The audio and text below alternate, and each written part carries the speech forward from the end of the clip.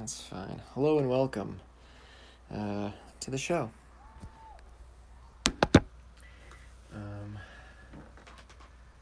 Having some interesting technical problems tonight. But you know, what are you gonna do?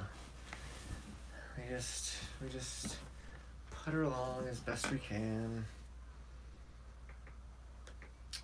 And you probably, this is not a good,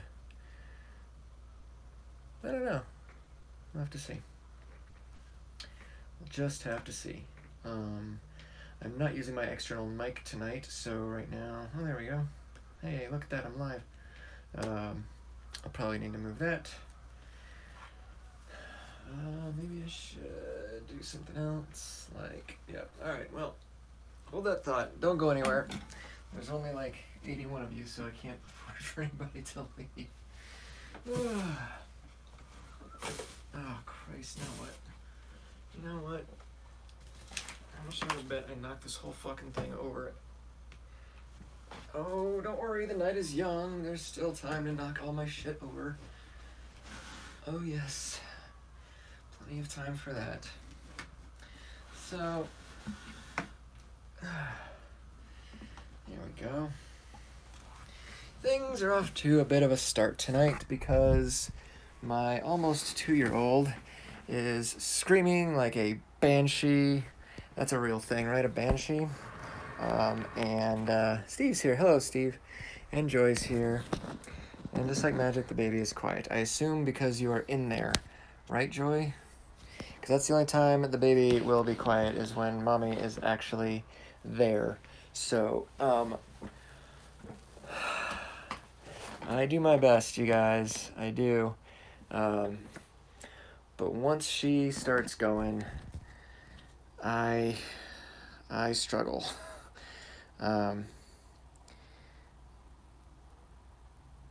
Before our stragglers get here, I'll be honest, like, it's one of those things where we've tried on more than one occasion for me to stay at home with young children, and it just does not go well.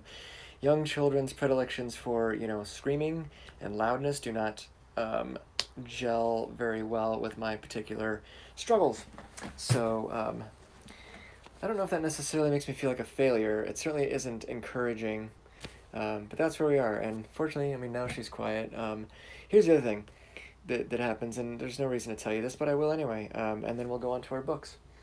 My son, thank goodness, and this is a very good thing, my son bounces back from bad moods and being upset and stuff like that, like, super fast. Like, his longest stretch is maybe 30 minutes, and even that is pretty rare. That's like maybe, these days it's like once a quarter, and even then, it's probably longer than that. When he was younger, yeah, it happened more frequently, but it was still a very fast rebound, right?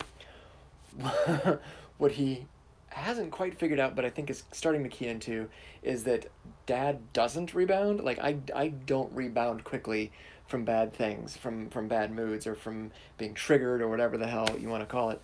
I just don't, and that puts us at odds on occasion, because he'll be upset about something, and so then I get upset, and then he bounces back and is ready to go, and I'm like, the day's over. Yeah, I realize it's 9 a.m. on a Saturday. We're done. This is it, and I'm not happy about that. I'm working on it. At least I think I'm working on it. I don't know. But, anyway, a little insight into my life. Hello and welcome to the show. That's not what we're talking about tonight. We're talking about books. Who's here? Everybody's here. Hey, Steve's here, and Joy's here, and Dana Lynn made it on time. Yay, Dana Lynn. And Richard's here. Who else? Is that Capre? I thought I saw Capre's name here somewhere. Capre, there he is. Capre, we have not seen you in forever, my friend. I'm so glad you're here. That's awesome, dude. And so tonight, what I was just... so first of all, a couple of caveats about tonight's show. Number one, I did not set this bookshelf up. This is what one of my bookshelves looks like. We're in my office right now, my home office, and this is what it looks like. I will say that last week I cleaned it, I dusted it, and I organized it a little bit. I did take some things off of these shelves for tonight's show, like I had an empty water glass, and like some papers and like my wallet maybe or something, like, so there was some extra crap on the shelves that I moved, but otherwise this is it. I didn't set this up in any particular way. These are just books that I have on this particular bookshelf in my office. So just know that. Now, I don't know how well you can see some of them. Obviously, some of the spines are bigger than others. If during the course of the show, if there's a particular title or something that catches your eye and you want to ask a question about it, by all means, I feel like I need to scooch a little bit more. By all means, add it to the chat and I'll do my best to answer it. But there's a lot. So one of the questions I assumed I might get about this particular bookshelf is, have I read all of these books? And the answer is no, I have not. I have read, I was looking at them earlier, I think I've read, I can probably actually see them, I've got my little screen up here, I can just watch the screen instead. I've probably read about half of them. Most of them I've at least opened and skimmed or kind of looked through or something like that, but I've read at least, like cover to cover, I've read at least half, I think. I'm pretty sure. And I don't really have other than doing, book talk chat thing tonight, the other thing is I could do this show, a variation on this exact show, for probably months, because we're not going to get through all these books, and that's okay. That wasn't the point of tonight. This is kind of like the yearbook thing. I'm just going to grab a book and we'll see what happens. I haven't picked out which one to start with. Maybe what I'll do is I'll close my eyes and just pick one at random and see what happens. There's Mary. Hello, Mary. Oh, really? Just Steve, that's the first time you've read Skeleton Crew? I personally think Skeleton Crew is the superior collection to Night Shift, but some of my favorite stories are also Night Shift, so it's one of those I can't really choose, but I'm glad you read it. I hope you liked it. Did you like it? Because there's some really good stuff. I've got audiobooks from Skeleton Crew and Night Shift that go way back. I can't quite get to them right now. That I still to this day listen to over and over again. One of my all-time favorites. I finally got a copy of The Mist, read by Frank Muller, who is the Stephen King voice, in my opinion. That took me decades to locate. Finally found that, but one of my other favorites is One for the Road, which I believe is in Night Shift. I think that's Night Shift. And then Jerusalem's Lot, which are both part of the Salem's Lot group, the trilogy of Salem's Lot stories. Love them so much. They're really great. They've aged fairly well. An interesting one that I'm actually listening to right now is The Long Walk, which is one of my all-time, probably top 5 or 10 favorite novels ever. And I've read it multiple times. Joy's read it. I've listened to it multiple times. I'm kind of listening to it again on some library website, Overdrive. And it's funny because, I still love the book, and it's aged well thematically, and the characters and the plot and everything. It hasn't aged well in the sense of what was considered the height of physical achievement at the time of its writing is no big deal. You could put David Goggins in The Long Walk and he'd just be like, what? I'm gonna walk all you into the ground, it's just funny. I do think the story was originally designed the stuff that the plot is designed in such a way that they're not admitting athletes to The Long Walk, so you can kind of accept it on that level. But anyway, it was kind of funny. What are you guys talking about? Stephen Goodry. Skeleton Crew is on my list. Oh, good. Oh, Capri, what do you think of Pet Sematary? I have not read Pet Sematary in a long time. I remember liking it and not caring for the old movie too much, but there's a new version coming out. I'm wondering how that's going to go. Yeah, very long time. So, here we go. We're going to start with, let's just pick one at random. Oh, Mercy Rule's up here. If you haven't read Mercy Rule, you should probably do that. Let's see, The Gift of Fear is up there. There's a couple. What looks good? If anybody wants to pick one, Amy's here. Vivian Nelson Mel finally showed up. Hello, Vivian Nelson Mel. It's good to see you. I hope you'll stick around. Thank you for coming tonight. That's really awesome. Yay. That just makes me happy. If somebody sees one, I don't know if you can even read the spines on here, that you want to do not. Okay, seriously, it chooses now to want to update. We've talked about this, haven't we? Why are you asking me now of all fucking times? And I'm clicking remind me tomorrow, dipshit. Fuck, and Danny's here. Hello, Danny. Good to see you. Okay. Anyway, where were we? You know what? Let's just go here. We'll go 8 weeks to SEALfit. So this is, those of you who've been tuning in for a while know that I'm on this whole I don't want to call it a fitness kick because that's not quite right. But this is one of the books that kind of got it started. I'm working my way through this right now in preparation for my 20X event, which takes place in August, right before my birthday, which was not intentional. It's just how it worked out. But yeah, so the guy who wrote this is a retired Navy SEAL, CrossFit guy, yoga, does all this kind of stuff. And this is the one I'm working through currently to prep for my 12-hour Crucible event. What I did today, for example, what did I do today? It wasn't that big of a deal, which is good. I did 3 rounds of the following: 150-meter run, 10 air squats, and 10 front squats with a barbell at 45 pounds, which is not a lot.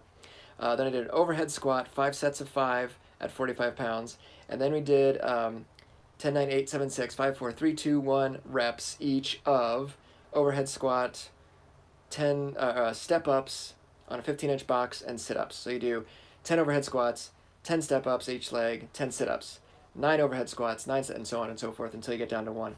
It wasn't that hard, but it probably wasn't that hard because I've been working on this for a while, so it kind of built up. Highly recommend the book if you really want a big change, because this has been, this process that this journey I'm on has been a very big change, and I can feel the difference. I can see the difference, which is really nice. This was a less family-friendly show. I take off my shirt and show off, but that's not why I'm doing it. I don't recommend it for beginners. If you are thinking about some kind of fitness activity thing, I don't recommend this book. This will probably put you in the hospital. It's not the kind of thing you jump into, although he would say, Mark Divine would be like, go for it. Let's go get some. I don't think that's a good idea. You want to start with a couch to 5K kind of plan, which you can Google, and you start with walking. Let's just walk first. That's where I started. I just started with walking many, many years ago, and now I'm doing this. So anyway, that's 8 weeks to SEALfit. Good book. Really enjoying it. Needful Things. I never did read Needful Things. I'm not taking my shirt off, Joy. You have to come to Ginny Koch's Comic-Con panel for that. I did not read Needful Things. Richard, would you recommend it? I haven't read any of the new stuff. I know Needful Things is not new, but I haven't really read anything since probably Wizard and Glass. So we're talking 25 years ago now? Maybe I'm not a Stephen King fan. Maybe I'm an old Stephen King fan. I'm not sure. What else? What's another good one? That's a good, yeah. Fuck it. I think I might have talked about this before. Love this book. One of my favorite books of all time. Rob Bell, Love Wins, a book about heaven, hell, and the fate of every person who ever lived. So Rob Bell is a former mega church pastor. He planted a church in Michigan, and then it became this big mega church thing, and then he left and wrote a bunch of books and became a speaker. And I will normally go to see everything that he does when he comes through town. We're not going to make the next one, which is in just a couple days, actually, I think, at Mesa Arts Center. If you have the time and money, though, he's well worth going to listen to. Love Wins is he's coming, from a very, what we would think of as Christian perspective, but he is and this goes back a ways, a little bit of modern church history for those of you who don't follow such things. Many, many years ago, there was this sort of movement that started called the Emergent Church. I don't know if it's still called that or not. It's kind of moved on and grown. Progressive, I think, is the new word for it. But it was kind of, roughly speaking, I don't mean to speak for anybody, roughly speaking, it was a group of self-professed Christians who were looking around at sort of American Christianity as we see on the media. And you guys know what I mean by that, I'm sure. And said, you know what, that's not who we are, and we don't think that's what the Bible is, and we don't think that's what Jesus is. We need to do something different. And so took very seriously, and again, this is my sort of putting it into context, started looking at it more from, I don't want to say scientific, but contextually, saying things like, Jesus was Jewish, and you could hear, like, parts of the country go, like, no, seriously, he fucking was. Like, that's 101, Bible knowledge. Jesus was Jewish, oh my God. Anyway, he was kind of one of the forerunners of that, and Joy and I have read many other authors I've probably got up here, like N.T. Wright is good, although he is not Emergent Church. I would not call N.T. Wright Emergent Church. Brian McLaren right here, great books. These are good authors for you for people of any kind of faith or no faith at all, I think, because they have wonderful voice, and they don't, one of the best things that the Emergent Church had going for it and the progressive Christianity has going for it at the moment is they don't thump you with Bibles. They just don't do it. They're like, hey man, here's what we thought and here's what we've learned and there it is, love ya, and that's it. Which, frankly, is very much how I believe, and Joy, you can correct me on this, was very much how Joy was raised, how her sisters were raised, and how I have witnessed both of her parents. Her dad was a Baptist pastor for 40 years, I think, and never was like, well, you know what you need to do is you need to accept Jesus as your personal. Like, he just didn't play that game, man. He was like, hey, I'm Bob. Let's have bacon or whatever. Let's go have breakfast. Cool. How's it going? How you feeling? And that was it, which is probably the right idea in my personal opinion. Anyway, this one's a very good book talking about heaven and hell, and just an excellent read. It's a very fast read, but you'll want to take your time with it because if there are new concepts in there, you kind of want to stop and slow down and go, oh, never thought of that. I would frankly recommend it more for people of faith than I would for atheists or agnostics because, I mean, I'd recommend it for both, but yeah, just a really nice, pleasant, invigorating, challenging in a good way book to read about all of these things that we all end up thinking about at some point or another. So we may as well read a good book about it. You know what I'm saying? Anyway, let's see. Vampire. Danny, are you asking me if I've read Vampire Academy or if you're asking somebody else? Let's see what else. What else? Outsider's the newest book. Oh, is it really? The Outsider's good, Capre? Okay, that's good to know. The cover was intriguing, so okay, I might look into that one then. Time and money thing. Yeah, Richard, I don't know. I have a whole other topic about time and money. I'm not going to get into it today, but yes, just understand. I hear you, sir. Yes. So, okay, yeah, so NT, right, not emergent, and yet very progressive in his views compared to American Western Christianity. Like, I don't think a lot of what, let's call it media Christianity. Can we call it that? The Christianity that is portrayed as American in American media today and for the last many decades, he doesn't fit that group. He is not that. Anyway, also a good reader and good writer. Did I just say good reader? I'm so tired. Sarah also was up a lot last night, and Joy was sick. Fortunately, Joy slept, which was nice, but I did not sleep, so I'm a little verklempt right now. You need to be saved. Oh, I'm sorry, Mary. He gave a sermon about people who do that. Yes. Rob Bell has a whole series, you can probably find most of it on YouTube now, called Nooma, Nooma. And he has one called Bullhorn Guy, where he talks about that very thing. And we've all seen them at ASU, right? The guys with the bullhorns telling us we're all going to hell. And it's like, is this working? Like, has ever a sane person come up to you and said, fuck, you're right, I never thought about that. Help me. Like, has that ever happened? And if it did, what would they do? Would they know what to do with it? Like, you know, it's just like the Westboro folks. Like, what are they planning on doing? What if you went up to them and like, can I please join your church? Like, do you think they'd let you in? Because I kind of doubt it. You know what I'm saying? Anyway, I don't want to go off topic. Or maybe I did. Oh, so wow, Daniel, you had a Southern Baptist and was not that way. Fascinating, because I've been to some Southern Baptist churches as well in my youth, and boy, were we all going to hell. we were all doomed. I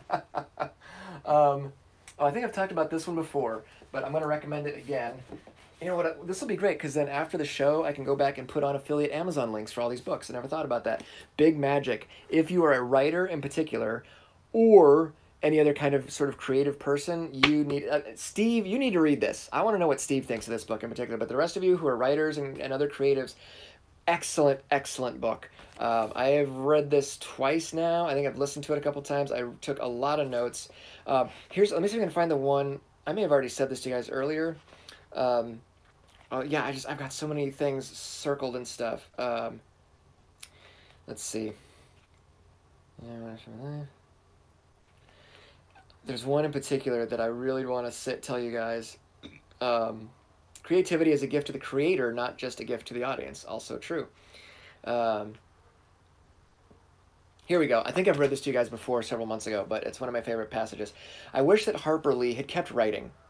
I wish that right after Mockingbird and her Pulitzer Prize, she had churned out 5 cheap and easy books in a row. A light romance, a police procedural, a children's story, a cookbook, some kind of pulpy action-adventure story, anything. You might think I'm kidding, but I'm not. Imagine what she might have created, even accidentally, with such an approach. I love that, and I think about that all the time. So, being a writer, of course, Elizabeth Gilbert, who happens to be good friends with Rob Bell, it turns out,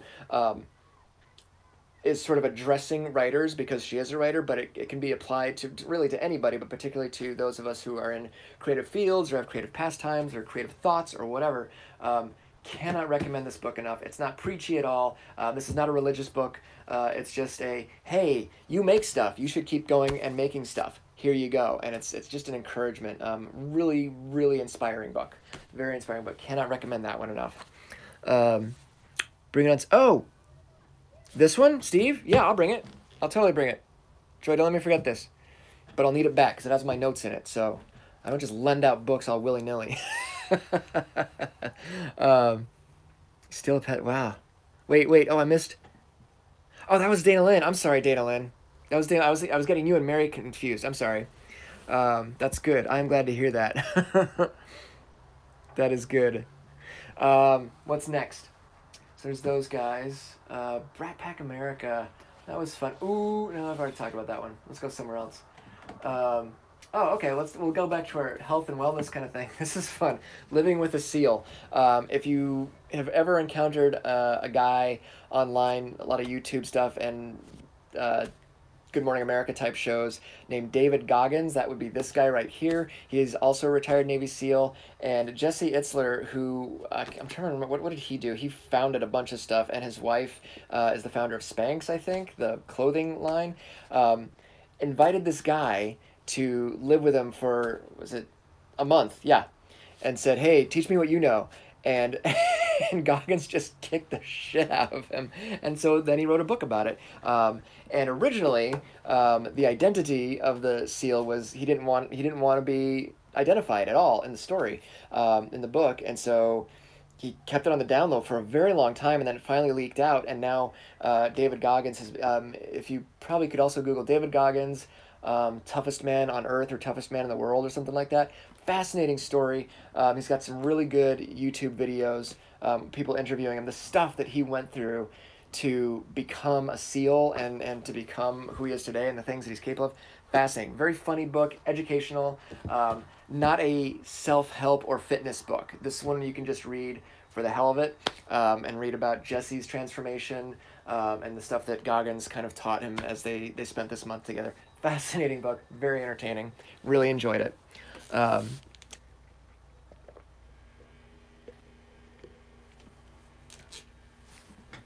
What's next? Oh, I haven't finished that one, so I feel like I shouldn't. That would be fun.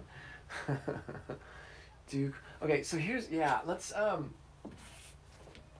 So, as you know, I've been going through a lot of business books. There's a lot up here, trying to figure out what this company is all about, what this channel is all about. I've been going to classes and reading books and stuff like that. So I keep picking up books like Do Cool Shit by Miki, I think. I'm going to say Miki. Agrawal. This one, good. Good. I think the thing about this one, it's a very good, I would say, introduction to all the things that I've been talking about and working on for the last year and a half, 2 years. By the time I got to this one, it was kind of like, yeah, knew that. That's kind of new. Oh, knew that. Like it's a very good introductory book to kind of changing your life, and it's very palatable. It's an easy read. It's a fun read, and it's not like one of these step-by-step kind of things. I've got some books that are more like that, like here's what you need to do. Do this, and then your life will be full of yoga and Zen or whatever. This is not like that, which I appreciate. It's just more of technically it's a self-help book, but I think if you're new to that, if you have been flirting with, I really want to make some changes in my life, this might be a good book to kind of start with. Yeah, and I took a couple notes in here, but like I said, not a whole lot, because for me, I've read so many of the other books in this arena, in this area, that there wasn't a whole lot of new stuff. Still a good book, Just not, for me, wasn't a thing. Um, let's see. It's a big red writing pad. Yeah, I was thinking more specific. Let's see. Takes 10 years to become an overnight success. Like, not that she's claiming that's the first time anybody said it, but yeah, but it's good. It just didn't.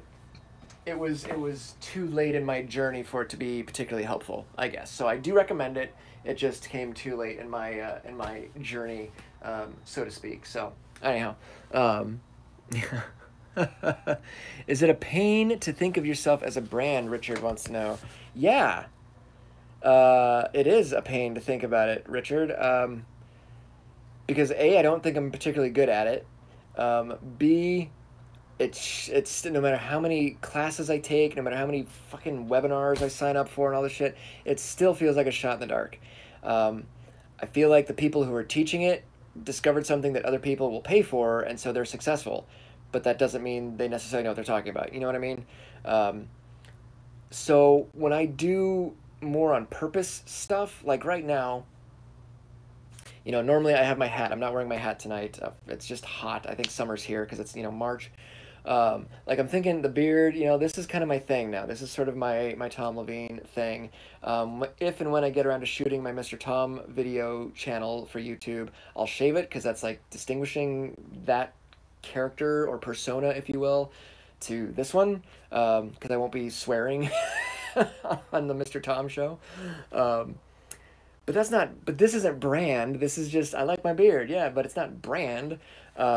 My first agent, my very, very first agent actually said, and I don't know if she used the word brand yet or not. It might have been too early for that to be a buzzword. But she specifically said, I'll never forget, she said, you are the you write for the anti-girl reader. And I was like, yeah, I do. And by that point, and we're talking primarily like Party and Zero at that point. But she was right. Like that tends to be particularly with my female characters. That's yeah. I don't go. Most of my girl readers aren't like girly readers. The traditional, if you want to use that word, whatever. They're chicks. You know what I mean? And I mean that in a very I hope by now you all understand how I mean that. I mean that in a positive way.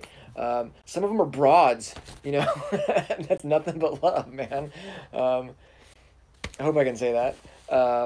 But I always liked that. I didn't mind that brand. I don't know how to play into it. I don't know how to market it. I don't know how to make a living with it. I don't know if I'm answering your question, Richard, but is it a pain in the ass? Yes. Because what I should do is churn out a bunch of stuff, which I've done, but it hasn't sold because I haven't gotten it out there correctly. I don't know, or maybe it sucks, and that's the problem. Maybe it sucks, maybe it doesn't. How many great, self-published books are there out there that don't suck? I don't know. I don't read them either, right? So it's tough. The short answer, Richard, is yes, it is a pain. It is a big, big pain. Yeah.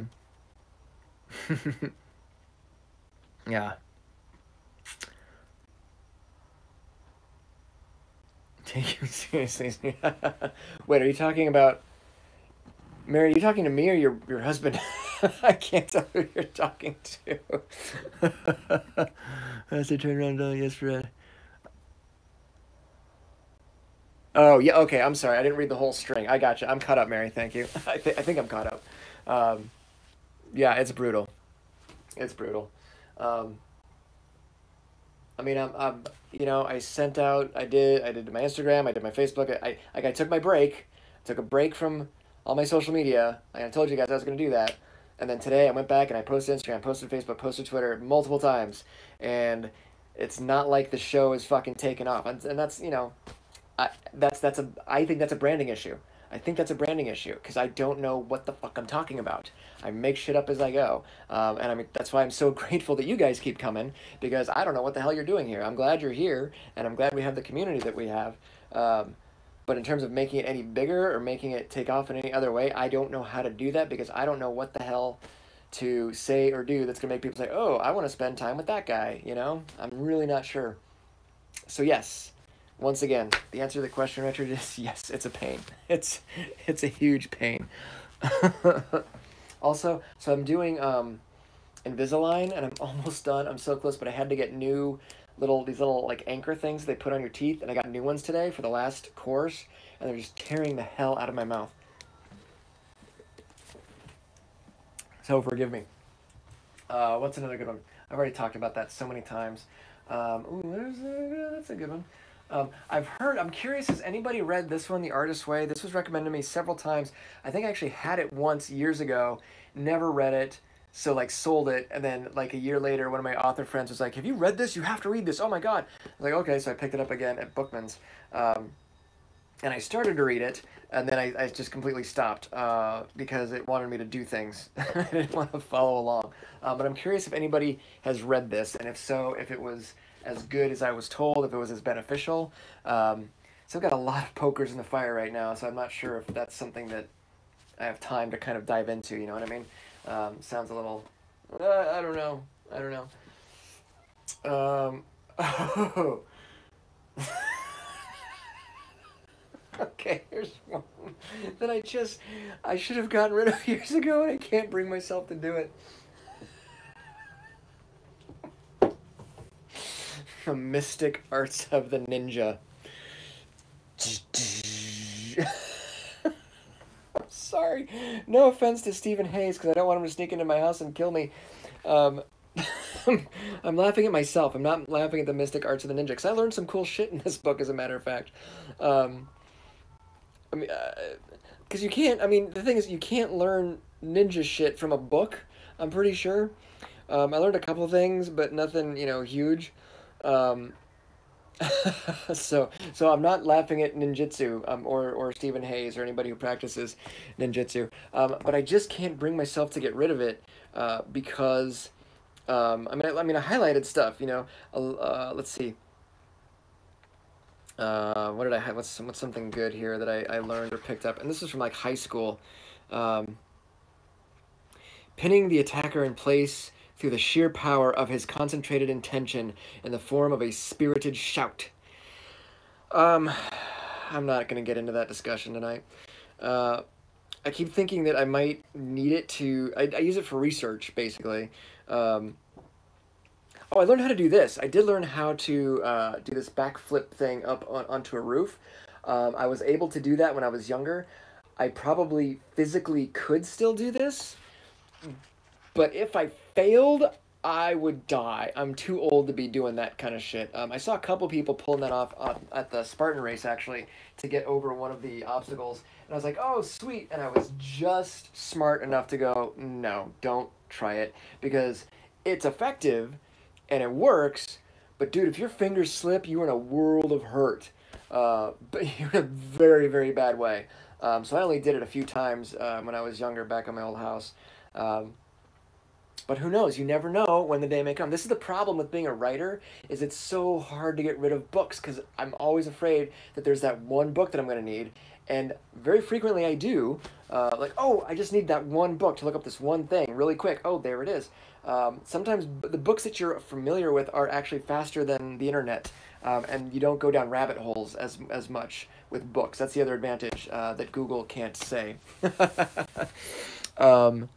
Let's see. Let's see. Ready? No, thank you. Wait, more of that, please. Oh, okay. So, well, all right. Well, yeah, Amy, you're gonna have to walk me through that. So, I mean, I've seen social media calendars. I just haven't obviously stuck to one. I'm supposed to post a calendar of who I'm going to be interviewing, when we're going to do it, what the topic will be. I still have at least 2 or 3 people that I meant to bring on the show that I haven't yet, which is a bummer. Anyway, we'll have to chat about that. So, Mystic Arts of the Ninja, quite the book. I've got a lot of Zen books. I haven't really read all of them. I've flipped through them. Zen is one of these things that I am so attracted to, and I've been attracted to it for a couple of decades now, and I just haven't haven't given the discipline required to actually do it. It's a very difficult thing for me to do, which is funny because I grew up on self-guided meditation tapes that I really enjoy and I still listen to from time to time. But the whole sitting and being quiet and letting the thoughts, happen and then drift away and all that kind of stuff, like, it works. I've done it before, and when I'm doing it, it's good. I just cannot seem to get the discipline down to continue doing it, which really sucks. Because I believe it is a very important thing, and I believe the science supports that. Like, science very much supports this mindfulness and Zen-like thing, and I just, damn it, can't sit down and do it. I don't know exactly why. I have a couple guesses. You guys probably already know. That's probably what it is. Let's see, what else have I... Oh, Blue Mind up here was good. Haven't finished it, though. This Blue Mind is an entire book about how human beings need to be around water and the science behind why we need to be around water, particularly oceans, but really any kind of water.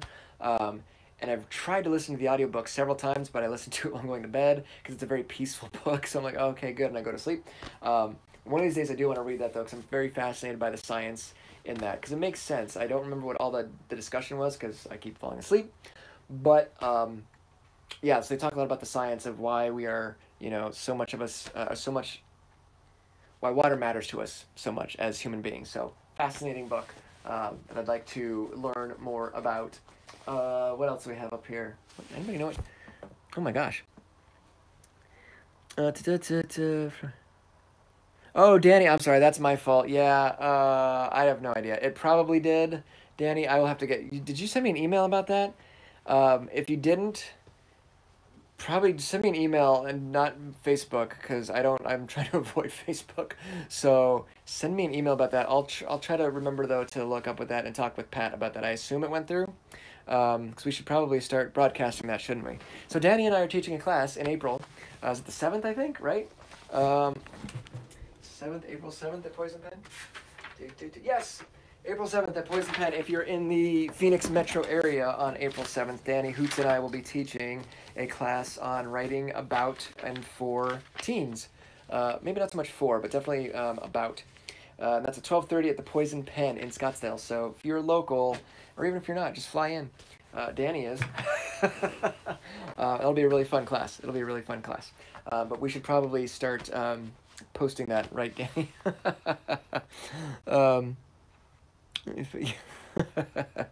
12:30 about teens. Yeah, there we go. What else? Let's see. What's another good book? Oh, yes. Do I have her other one? Okay, so we'll go back to our church books here for a second. Not church books. That's not fair to say. This is absolutely well worth reading, no matter what your faith background is. Nadia Bolz-Weber is the shit. So she is a Lutheran. Is she ELCA or Missouri? I think she's probably most likely ELCA, Lutheran.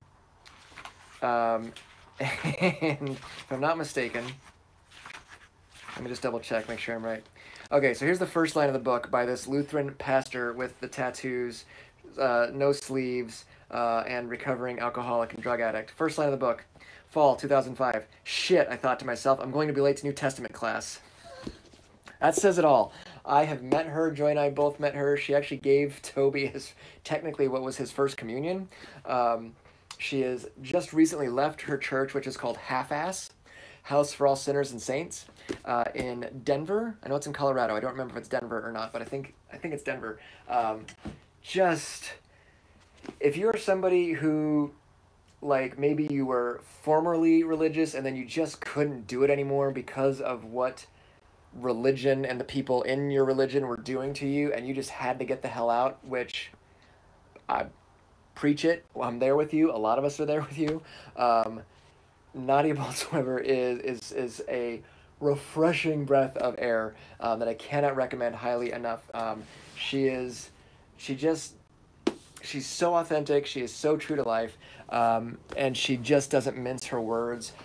She's humble in the sense of, like, she'll just go and be like, I don't fucking know. I don't know, but I'm gonna muddle through it. Here we go. You coming? Great attitude. And she's very upfront with her struggles, which is just like, oh my God, thank you for having someone in leadership who can say, oh yeah, I struggle with that. Pastrix, Nadia Bolz-Weber, regardless of where you are in the spectrum of religion, excellent book. Fast read, funny. She's very entertaining, and she's got several other books. That one's my favorite so far. Yeah, very good, very good stuff. Do cool shit, yeah. Oh, yeah, I don't know. Maybe. What are you guys talking about? Okay, thank you, Danny. She is ELCA. Okay, good. Um, you're wearing vampire boots? You're gonna wear vampire boots to our class, Danny? Of course you are. I will wear my vampire boots too. You think I don't have vampire boots? Because I totally do. Of course I do. I've got vampire boots. Oh, I don't know if you can see them down here. Yeah, these are. I just recently. This was hard to do. I just recently got rid of a lot of plays, scripts that I used to have. I got rid of the ones that I only like did fight captain for, like ones that I wasn't in or that I didn't have a really particular strong emotional connection to, and I finally got rid of a bunch that I'm just never going to do because I just don't do theater anymore. I did, however, keep a few that I just might do someday, like the Martian Chronicles, Ray Bradbury. I would love to do that someday. Oh, best Christmas pageant ever. I might do that someday. And then just some of my other favorite shows that I was in. I never did Rosencrantz and Guildenstern Are Dead as a full show, but my friend Matt and I did a scene from Rosencrantz and Guildenstern that we probably could still do today if you gave us 10 minutes and a quick look at the script. We would, anytime we found a tennis court, when we were out just dicking around and we found a tennis court, Matt and I would jump on a tennis court and do the questions game back and forth because we're theater nerds. That's what we do. But I got rid of a bunch of stuff, and it was... I'm lying. It was not as hard as I thought it was going to be. I thought it was going to be tougher, but I'm really trying to do this, not minimalist, I'm not quite there yet, but definitely reduction. Like, let's reduce... There's just so much shit. There's so much shit. And it's just time to get rid of it. It's just time to get rid of as much of it as possible. And there's a lot of shit that I just can't get rid of. Advanced Dungeons and Dragons books. Toby likes looking through them, so I'm going to keep them. And I will probably have those until the day I die, because I just can't get rid of it. It's my shit. It's my stuff. But then there's other things like, why do you have this? Why do you have this? Let it go, So yeah, I kept a bunch of those. Like, what's a good one? Oh, okay, here's one. Tell me that you love me. Oh, the cover's not even on it anymore. Tell me that you love me, Junie Moon. Amy, are you still here? you remember this one. I didn't have very many lines. Got some highlights there. I played a guy named John Gorin whose leg had been cut off in the story. And John Grosclose is probably not watching, but this guy, John Grosclose, constructed this intricate... Richard, were you there for that? I don't remember if you were around for this one or not. You might have been. This intricate strap mechanism harness that strapped my leg up behind my back, and then I had like a pair of jeans on over it to keep my foot flat up against my ass, and then two robes that were stitched together to further conceal it for this character, which I thought was pretty cool.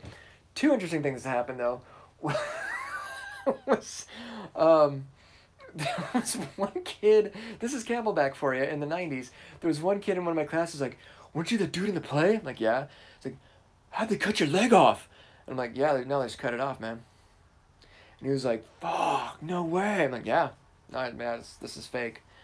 Like, you dumbass, what the fuck are you thinking, It's fucking ridiculous. The other thing that I remember is that was the play. Amy, if you're here, you should remake... Oh, you did makeup. Okay, awesome. That was the show where we learned that you can't take the house lights down during the matinee. Because at Camelback, the matinee is where we make most of our money, because if you go to the matinee, you get to skip 6th and 7th hour. You have to bring your ticket back the next day or whatever to verify that you had been there, and you don't get counted as absent. So we sold a shit ton of tickets for people who didn't want to go to 6th and 7th hour. Well, the techies, unknowing that this was going to happen, took the house lights all the way to black before the show, like you would do at any play, and the fucking auditorium went batshit. Like, fucking, I can only remember a couple times in my life that I've been as scared as I was at that moment, and I'm backstage on crutches with my fucking foot shoved up at my ass, going, somebody get me down, get me... I remember that very specifically. I think I was talking to either Joel or John Grosclose, going, get me down, get me out of this thing, right now, get me down, and they wouldn't do it, and I'm like, god damn it, they're gonna storm the stage, tear the auditorium down, and I'm gonna be back here, like, trying to fend them off with one leg and a pair of crutches. We never took the house lights down past half after that. It was welcome to Camelback. I bet you it doesn't happen anymore because they got their shit together. But yeah, Camelback in the early 90s, that's the kind of crowds we had to deal with. And I'll tell you something, that's what made us a good theater company, because we had to deal with that shit and so many other things. Ooh, we did Closer. Catholic Schoolgirls I've done twice because I really love that show. Man for All Seasons. God, I could spend all night just on Man for All Seasons. Um, this is interesting. Children's Hour. If you're not familiar with I was on sound crew and I was the grocery boy. I had 3 lines. I was very upset, but then there were only 2 guys in the entire show. So I was like, all right, at least I got the other guy part. And of course, I won an award for it because everyone was a smartass. So I was like best actor in a supporting role or something for Grocery Boy. But then also sound crew. Oh, geez, yeah. So this, I mean, this right here, this goes back to fucking, what would that be, Amy? This would be 88, 89. This is 1989. This is the first half of 1989. Yep, fall of 89. Wow. But I kept it for multiple reasons. But one of the things that was interesting about this is the play and the novel. Was it a novel first? I think it was a novel. No. I take that back. No. The other one. Junie Moon was a novel. Children's Hour was always a play by Lillian Hellman. It takes place at a private school, private girls' school, in like the 50s or 60s, I think, and one of the girls there accuses 2 of the teachers of being gay, being a couple. And that's, at that time, of course, that's more than enough to get your ass fired, and any number of terrible things are going to happen to you. But the director, Mrs. Tully, insists, like, no, it's not a play about that. It's a play about a lie. She kept hammering that in, hammering at us with that theme. This is about a lie, because it was. But just thinking back to it, this was, 1989, for a high school to mount a production like this. I mean, that's not nothing. I mean, hell, there are still places you can't mount it probably today. But she did it, and I should really ask her someday. I've never talked to her in depth about what kind of pushback she got from administration, or if any parents were mad or anything like that. But like, that's the teacher we had. She's like, fuck it, we're doing this show, let's go. And that was a bold fucking choice, And I think just being, God, I was 15, I think, at the time, being witness to that kind of fuck you kind of attitude when it came to the arts really influenced me, clearly, and influenced many of the choices that I made later as an actor and a director, as artistic director. That was bold shit, and she could have probably gotten in a shit ton of trouble for it, and maybe she did, and we just never knew about it. I don't know. I will have to ask her next time I see her. Actually, what I'd really like to do one of these days is have Tully and Goldie on the show, just because that would be fun. That would be awesome. Sophomore year, yep, it was badass. Tully was incredibly strong. Yes. Yeah. She was. She really... They both were. And they passed it on to us, which was pretty awesome. Very, very awesome. Okay. For my writers, if you haven't yet, or you can just pass it on to somebody else, 78 Reasons Why Your Book May Never Be Published and 14 Reasons Why It Just Might. I have read this book at least 3 times. The first time before I was published, the other 2 times after, and everything he says in this book is true. It's a few years old now. I should probably reread it. Nope, I was going to say maybe it needs to be updated, but I don't think so. Nope. Just looking at the headlines in here. Yep, it's all still true. Yep. So if you or somebody you know is serious about their fiction and wants to go the whole, agent, traditional publisher route, they have to read this book at least once.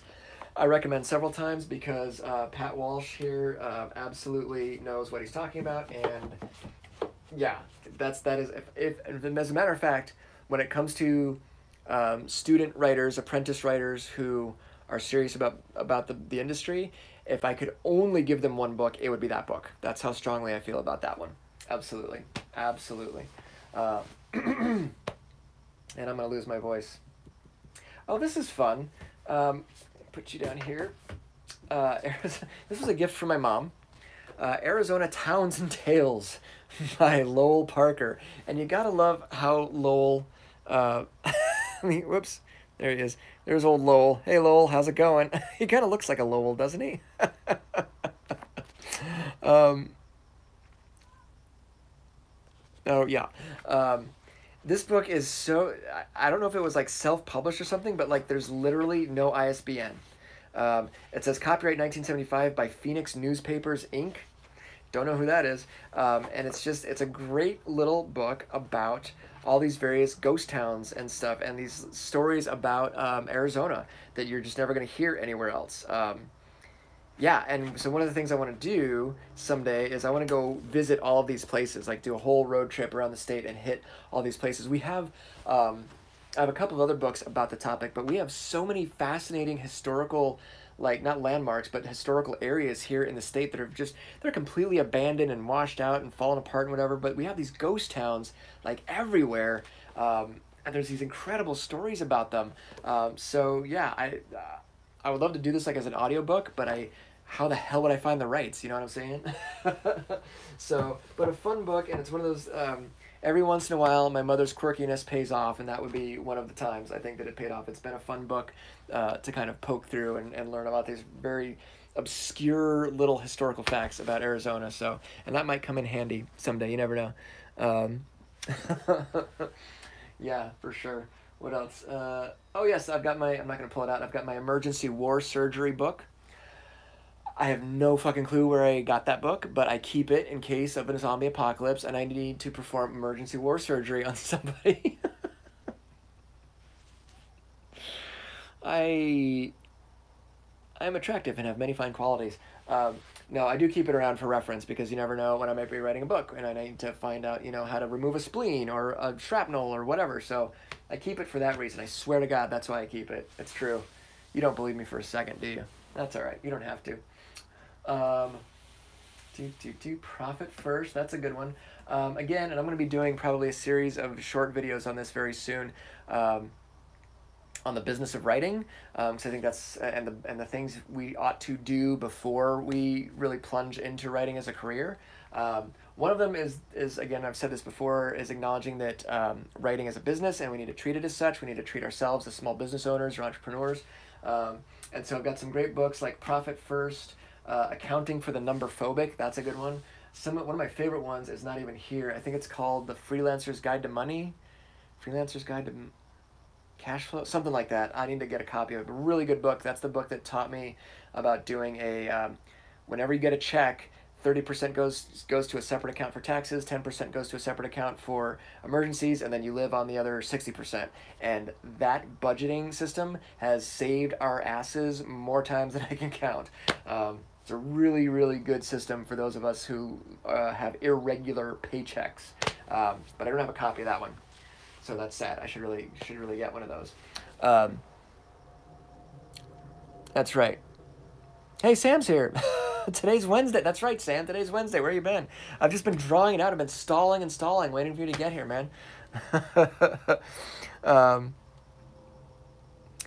What percent goes back to the business? Well, do you mean... I need a clarification on what you mean by that, Mary. So the way I am structured, and this is something I'll be talking about in these videos, is I'm structured as an LLC, and basically everything that is not a regular paycheck goes to the company, right? And then, so the company, for example, is paying my cell phone bill, some of my mileage, rent space for this room. The LLC is paying for this room right now, things like that. And then I also use it like today, like tonight was just one of those fucking nights. And so I picked up food on the way home. I try not to do that because it's fucking expensive, but it was one of those nights. So I did, and the LLC paid for that. So if you mean what percent goes back, like gets invested into business stuff like marketing, that I don't have an answer for because I don't know yet. I don't have an answer for that, and I really probably should. But 60% of everything that comes in goes into like the checking account, if that answers your question. And the checking account pays for things like internet and cell phones and, stuff like that, taxes, whatever else. And then the 30% I use not only to pay my taxes, which I have not had to pay many for a while now because I'm not making any fucking money, but would go to pay any taxes that are due and to pay also my tax prep people because I have to do quarterly taxes since I'm an LLC. Pain in the ass, but it's like $100 every quarter to have somebody else do it. Great, have at it. So God forbid I get audited or something like that. I've got all of their stuff in my corner, which is really good. So I don't know if that answers your question, but um, oh, advertise. Okay. Um, expensive. Yeah. So, Mary, to that to your follow up clarification there, I don't have a set budget for that, or a set percentage. I do, however, like okay, um, I'm getting ready to launch some courses online. Okay, and I have a set amount of how much I'm willing to lose basically on like Facebook ads, the web hosting, et cetera, all those associated expenses. But that's like something I figure out based on my checking account. I don't take it out of the other two accounts. That's not an emergency and that's not taxes, so that money doesn't get touched. So I'll look at my checking account and I budget it out for however many months and say, okay, how much can I afford to, how much can I afford? How much am I willing to give up? How much am I willing to lose in advertising and marketing and stuff like that? And assuming nothing is returned, maybe that's the wrong attitude to have. I don't know, but that's where I'm at because I don't have a lot of money in that account. And there are monthly recurring bills that I have to pay, regardless. So I got to keep an eye on that. And then I've got a whole whiteboard thing going on that's full of, this is my accounts receivable, I guess, type thing, which is really just my whiteboard saying, oh, so and so owes me this much money at the end of March. So yeah, I'm sort of answering your question, but not really. I don't know, case by case basis. Yeah.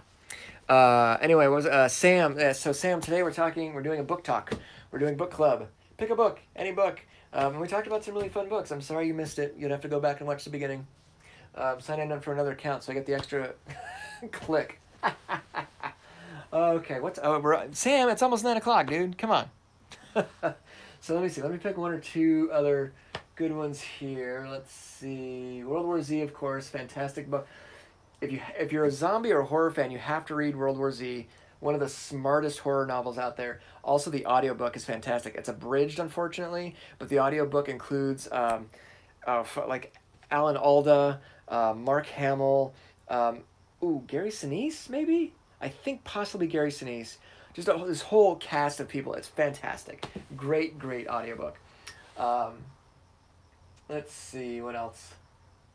How Not to Die. So you can probably read that one from wherever you're. This is a great health book, basically talking about all the different fruits and vegetables you should be eating and why. This also has an app that I actually use pretty regularly on my phone that tracks all of your different cruciferous vegetables, leafy greens, other vegetables, spices, water, B12, exercise, sunlight, all these various things. And I've been very inspired by this book, and there's a new one that just came out called Eat to Beat that I like. I'm getting ready to implement some of that, and it's all about how food can act as medicine. Now, they're not pitching it, this is important because these are medical doctors and scientists and researchers and stuff, they're not pitching it as, well, if you have, you're Alex Trebek and you have pancreatic cancer, just eat spinach. Like, they're not saying that, thankfully, but they are saying, hey, here's some things that we are pretty sure if you eat these things in these amounts, you can either avoid diseases X, Y, and Z, or if you have these diseases, there's a good possibility you're going to either reduce the severity of it or maybe even heal it. It's not huckstery, it doesn't sound snake oil like, because it's also common sense stuff, like eat your fucking vegetables, people, Jesus, right? It's like, I know, it's that simple. Don't eat at fucking McDonald's, okay?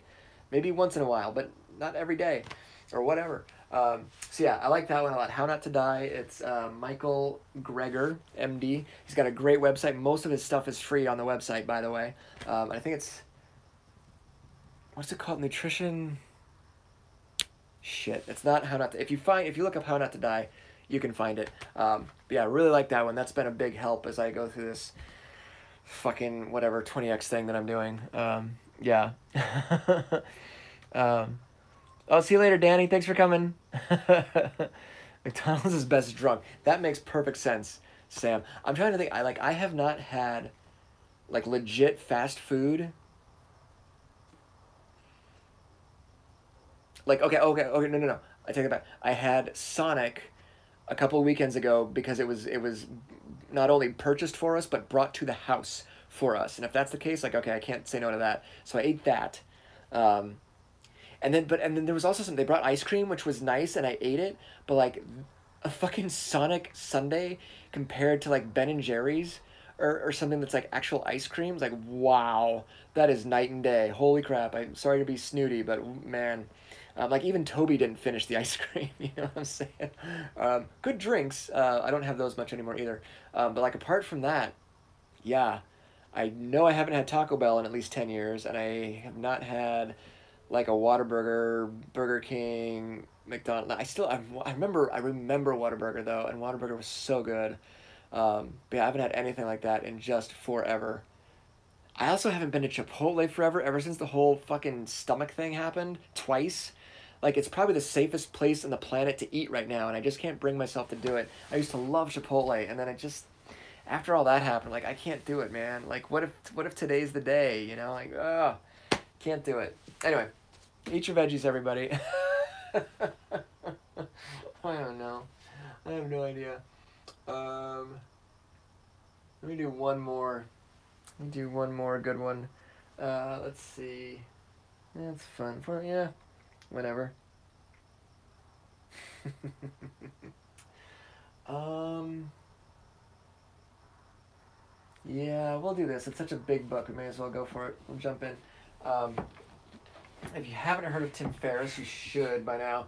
Tim Ferriss is most famous probably for the 4-Hour Workweek, which I've read cover to. Actually, I have two different copies of it, and I've read them cover to cover several times each. This is another one of his books, huge ass book called Tools of Titans.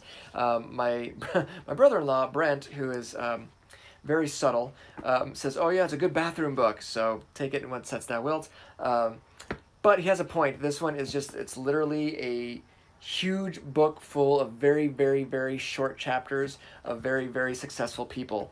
For example, Scott Adams, I recognize Glenn Beck, whether you like him or not, doesn't matter. Tara Branch, Brene Brown, Margaret Cho, Kevin Costner, Whitney Cummings, people, Seth Godin, Jamie Foxx, people like this. And there are these very tiny little, like sometimes just one, like here's one, slow carb diet, here's one, and then the next page, that's it, that's a chapter. And it talks about like entrepreneurship, physical health, emotional health, like all just various, the subtitle is Tactics, Routines, and Habits of Billionaires, Icons, and World-Class Performers. And it's just fun.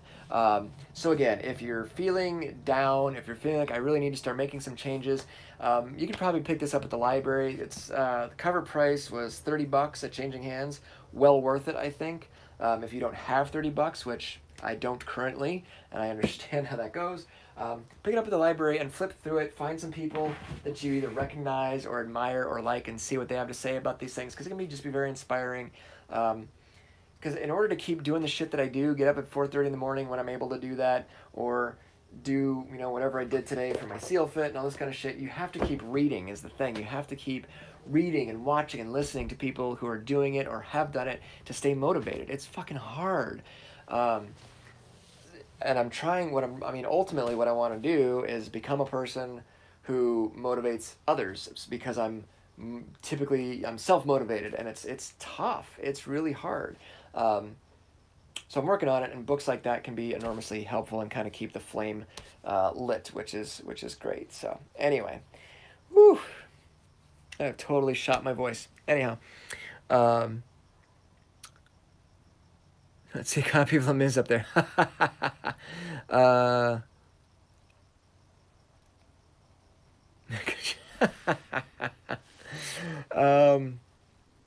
Let's see. 4-Hour Work Week. No. Okay. You don't trust. Okay, so Sam does not trust Tim Ferriss. I don't blame you. Here's the thing. There's something, because I've also read 4-Hour Body, and we're trying some of the things in there, Sam. And I'm not going to argue with you. Like, but here's the thing. The Tools of Titans isn't written by Tim Ferriss. He's more of like the editor, and he gathered all these things from all these other people. So for that reason, I think it's worth checking out. I'm still a fan of 4-Hour Work Week. I haven't done all the things he says to do in it, but I've used some of the principles, and I think they've been helpful. It's hard to say. I'm not making $1 million yet, so, you know. And there are some other things, like with that particular book, that I'm just not prepared to do. Like my thing, the difference between me and someone like Tim Ferriss and some of these other guys is that they are setting out to make as much money as easily as possible without breaking the law or anything like that, like legitimately making money, but on an automated way and all this kind of stuff, which sounds great. And there are ways to do it, and I'm smart enough that I could probably figure out how to do it and follow their instructions and do all that. That's probably, yeah, it could be done, sure. But that's not what I want to do. What I want to do is fucking write books. That's what I want to do. So I read all of these books, $100 Entrepreneur, Do Cool Shit, 10 Commandments of Money, 6 Pixels of Separation, Profit for... I read all of these books and try to glean from them things that are going to help me get back to a place, I should say, where I can write books for a living. That's what I want. That's the ultimate goal. There's some other things I want to do. There's some other things I'd like to achieve or attain or whatever. That's great. I can tell you this, it is less and less and less and less about things. That's for damn sure. I do like some of the philosophy Ferriss introduced, and he was not the originator of it, by the way. Some of the things that Ferriss introduced in 4 Hour Work Week, in terms of, you know, why do you want to be rich? People say, well, I want to be rich. Well, why do you want to be rich? What are you going to do with it? Like, just sit on a beach all day? I mean, if that's your thing, go for it. But like, no, I don't want to sit on a beach all day. I want to go back to Germany. I want to get my pilot's license. I want to go here. I want to go there. I want to take this road trip. I want to, like, there's stuff that I want to do with my family that's going to be way cooler than, like, I bought a bigger house. Like, fuck yeah, I don't care. I want a 54 Chevy, and then, like, my other regular day-to-day car that hopefully will be my Jeep someday if I ever get it back. It's back in the shop, by the way. There's another fucking $4,000. Speaking of the 4 Hour Work Week. Anyway, so I do like some of that. Point being, Sam, my shields go up too. Even though I've bought many of his books, yes. I will just say yes. Of all the books on business, what had the biggest aha moment? Oh, that's a good question, Richard. I probably have to go through them. I feel like there was probably some stuff in 6 Pixels of Separation. This is Mitch Joel, president of Twist Image. I feel like maybe there was something in here, but this was back in the day. It's probably already outdated. That's the problem with all the online books. Like, oh, learn how to make $1 million online. Well, that was yesterday. Now it's changed, you know. What was one of the biggest? That is a great question, Richard. Let's see.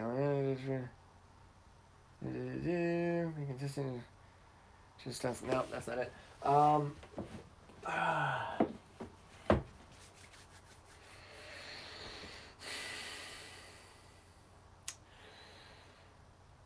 I don't know, Richard. Nothing is leaping to mind other than some of the stuff I just mentioned about more. Why do you want to do it? That was been probably the biggest thing recently, so that it's less about let's make a lot of money and more why do you want to make money, and do you have to make a lot of money to actually be personally wealthy, what that means. So one of the things, to go back to what Sam was saying about Tim Ferriss, for example, one of the things that I like about what Ferriss does is he breaks down, he's like, okay, what's something that you really want to do or you really want to have? Okay, I want and it's not a Lamborghini, but it's some other type of fancy car. But let's just say Lamborghini. I want a Lamborghini. Well, I'm too poor. I can't afford it. And what he goes like, okay, hold on a second. Have you actually done the research? Here's how much it might cost to buy, let's say, a 2017 or 2016 or whatever older model Lamborghini. Is that okay with you? Do you mind, a slightly used car? Okay, well, this is what it's going to cost. That is going to cost you, $200 a month or $500 a month, whatever it's going to cost you per month. Well, that's this much in sales of product X or whatever. This is an attainable goal once you break it down. I appreciated that, that it wasn't, or at least the way he presents it, Sam, I don't know if you would agree with this, he doesn't present it as the, nonstop rush for money for the purpose of having money. The approach he appears to be putting out there is, why do you want it? What are you going to do with it? Here's how much it might actually cost. It might not be as much as you thought. Like, so for example, for my pilot's license, the main reason I want my pilot's license is because I think it will help me be less afraid of flying. I feel like that makes a lot of sense, right? And so I've done my research, and somewhere on my computer I have a whole spreadsheet that breaks down, okay, here's how much tuition is, this is how much it's going to cost to rent the plane, this is how much the fuel is going to cost, yada, yada, yada, yada, and that breaks down to X amount of dollars per month or whatever. This is how much the LLC would need to bring in each month just to cover this thing that I want or this thing that I want to do. And it's like, oh, well, when you break it down like that, that's really not unattainable if that's your priority. So anyway, Richard, to go back to your question, I don't have a better answer right now off the top of my head. If I think of one, I'll let you know next week. But I would say, yeah, the first thing that comes to mind is really being more cognizant and purposeful about, why do you want all this money? What are you going to do with it? Yeah, so I'm going to stick with that. I'm sorry I don't have a better answer than that. No, I will. Yeah, I want to, Sam. Sorry. I'm hoping to at some point in the distant future, because it is pretty fucking expensive. It's more expensive than I originally thought, but I think that would be a really fun thing. But there's a lot of stuff I want to do. There's a lot of classes I want to take, a lot of events that I want to go to, a lot of places I want to visit, and I want to do them all with my wife. Sometimes with my kids. It depends on how old they are. And you don't have to be like super. You don't have to be fucking Mark Cuban to do some of this stuff. And so a lot of times what I will do, and that Joy and I will do together on some of our date nights even, is kind of plot out like what's the priority. Like I want to do pilot's license, okay, but I also want to spend 3 months in Germany with the whole family and do a road trip throughout Europe. Okay, well, which one's more important? Joy's like, we're gonna go to the Nordic countries by such and such a date. That's a priority. Make that. And what's great about Joy is like, so make that happen. And then she walks away. I'm like, okay. And she leaves it up to me to figure out how that's going to work. I don't know yet, but I guarantee it will happen. So one way or another. So anyway, yeah, that's what's going on there. Anyway, I should probably.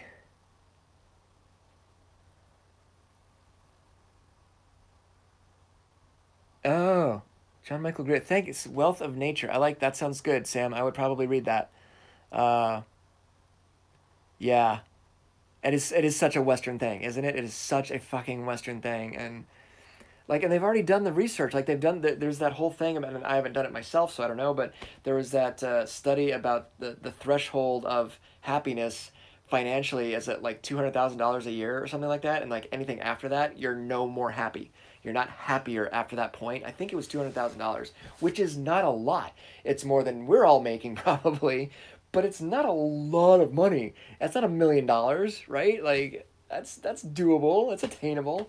Yeah, fascinating stuff. I'm really fascinated by that stuff because we don't need to get into why. It doesn't matter right now, and it's late, and I should go to bed because I should get up at 4:30 and meditate and breathe. And my next goal is to try the Wim Hof method. If you guys haven't heard of Wim Hof, Wimhof, you should look that up. He is the Iceman, and he does freezing ice baths and this weird breathing technique. It's not weird, but this breathing technique, and we're all going to live forever if we just do the Wim Hof method. So I'm going to give that a try next. I probably won't, but I'm going to give it a shot. I want to at least try. So, anyway, is it only 70? Are you sure? It's really only 70? I thought it was more than that. Well, but okay, so we're pretty close maybe. Between the two of us, maybe we can. Anyway, I'm going to go to bed. It's late. We're like 15 minutes overdue. Yeah, so if you're in town, the 7th, 12:30, Poison Pen. Danny and I will be teaching class. That'll be really cool. I don't really think I've got anything else coming up that I can think of. Nope, nothing else that I can think of. So hope to see some of you there. That would be great. Spread the word. I think all of you who are watching right now are already subscribed, presumably. If for some reason you're not, please do that. I hope this was fun. If anybody has any ideas on who the fuck I am, or who the fuck I'm supposed to be, and how to, sell books again, maybe, please let me know. That would be super cool. I would really appreciate it, because I am fucking flailing over here. And then last but not least, speaking of marketing, because that's a great note to go out on, I'm still posting chapters of my remaining contemporary YA novel called Naked. It is exclusively on Patreon right now, so if that's something that interests you, you need to go to patreon.com/Tom Leveen and get caught up. And sign up to be a monthly patron. You get all this cool stuff, behind the scenes stuff, exclusive stuff. So I don't know if anybody's reading the book, but it's fun to put it up there, you know. And then I've got so many decisions to make the next couple of weeks. So many goddamn decisions, and it's too late to even get into them.